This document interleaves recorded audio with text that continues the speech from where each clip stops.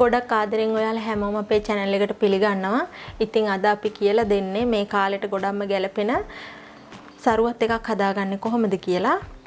එහෙනම් අපි වීඩියෝ එකට ගිහින් බලමු කොහොමද මේ රස සරුවත් එක හදාගන්නේ කියලා. මෙතනදී මම අරගෙන තියෙන්නේ සීනි ග්‍රෑම් 150ක්, ඒ වගේම වතුර මිලිලීටර 150ක්. කසකසායට මේස හැඳි එකමාරක් අරගෙන තියෙනවා.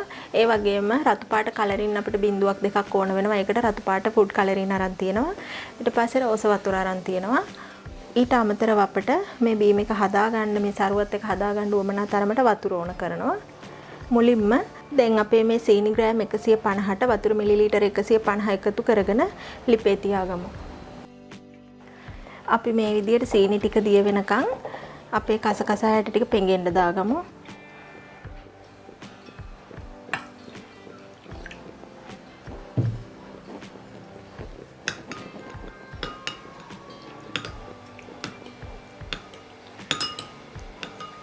මේ විදිහට අපි සීනි එක රත් කරගන්නකොට ගොඩක් වෙලා රත් කරගන්නේ නැහැ. අපේ සීනි ටික දිය වෙලා ඉවර වුණාම අපිට මේක රත් වුණා ඇති.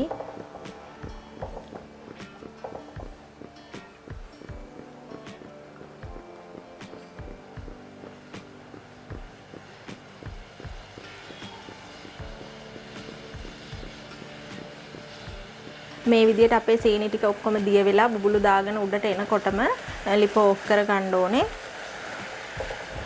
ලොකු පදමක් මේකෙදී අපිට උවමනා වෙන්නේ නැහැ.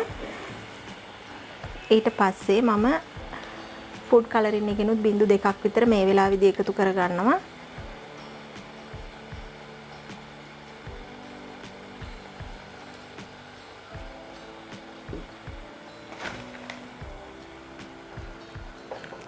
මේ විදිහට ලිප උඩම ඔෆ් කරගත්ත ලිප උඩම මේක නිවෙන්න තියාගමු. ඇඟිල්ල දාන්න පුළුවන් තරමට නිමුනහම අපි ඉතිරි වැඩ ටික කොහොමද කරන්න කියලා බලමු. දැන් අපේ රෝස් සිරප් එක හොඳට නිවිලා තියෙන්නේ. අපිට පුළුවනි ඇඟිල්ල දාලා බලන්න උනත් යන්තම් රසණයක් තමයි තියෙන්නේ. මම මේ වෙලාවේදී අපේ රෝස් වතුර ටික එකතු කරගන්නවා. රෝස වතුර මේස හැඳි දෙකක ප්‍රමාණයක් තමයි මම දාන්නේ.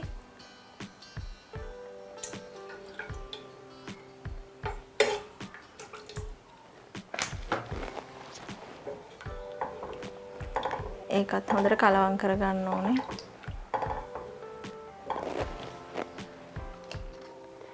මම මේ විදියට මේක වෙනම භාජනයකට අයින් කරගන්නවා.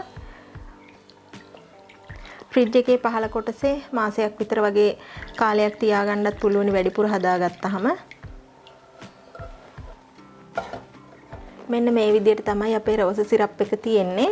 ඉතින් ඔයාලට ගෙදරදී හදාගන්නත් පුළුවන්. එහෙම අපහසු කෙනෙක් ඉන්නවා නම් කඩේ ගන්න උනත් තියෙනවා. එහෙම අරගෙන පාවිච්චි කරන්නත් පුළුවනි. මේ විදිහට අපි සරුවත් එක හදාගන්න වීදුරුවට කසකසායට ටික දාගන්නවා.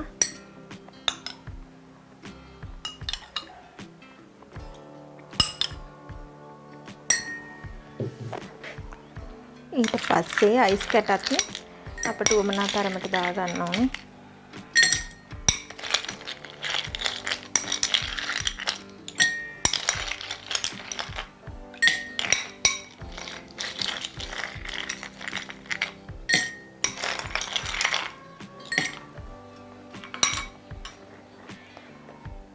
ඊට පස්සේ අපිට පැණි රස උවමනා තරමට අපේ රෝස් සිරප් එකනොත් එකතු කරගන්න ඕනේ.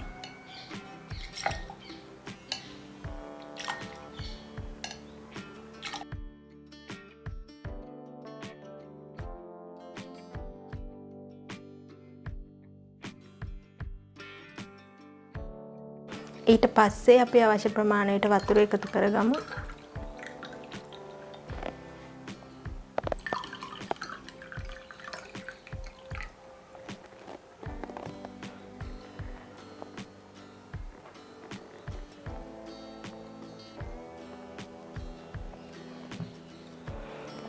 ඔන්න ඉතින් මේ රස්නේ කාලේ රසම රස සරුවත් එකක් අපි හදාගෙන තියෙන්නේ. ඔයාලත් මේ විදිහට හදලා රස බලන්න. එහෙනම් මේ වගේම තවත් වීඩියෝ එකකින් හම්බෙමු.